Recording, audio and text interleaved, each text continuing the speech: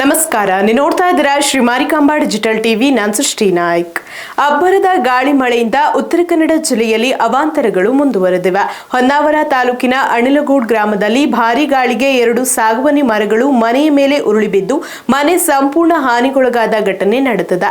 ಅದೃಷ್ಟವಶಾತ್ ಯಾವುದೇ ಪ್ರಾಣಹಾನಿ ಸಂಭವಿಸಿಲ್ಲ. ಘಟನೆಯ ಕುರಿತು ಒಂದು ವರದಿ ಇಲ್ಲಿದೆ.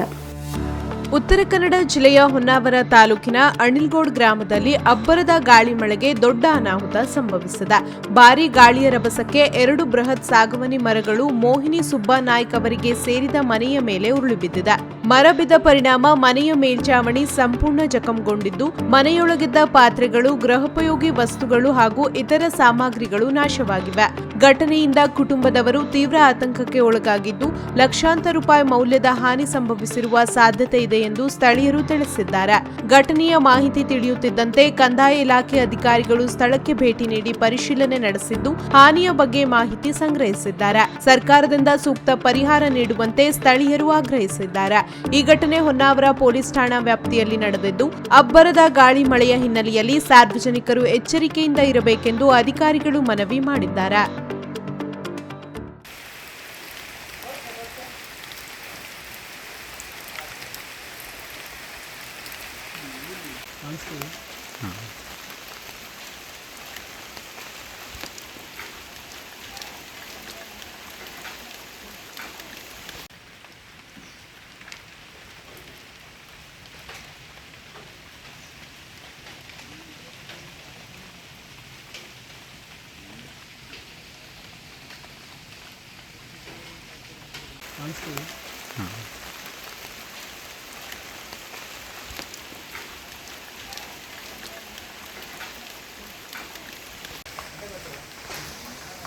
ಬನ್ನಿ.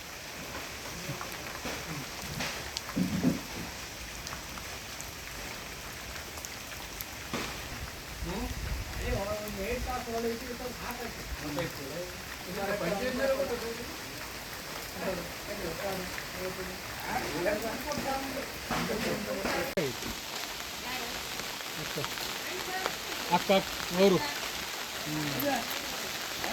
ಆಗಂಟ ರಸ್ನೆಲ್ಲ ಇರ್ಬೇಕಾಯ್ತು.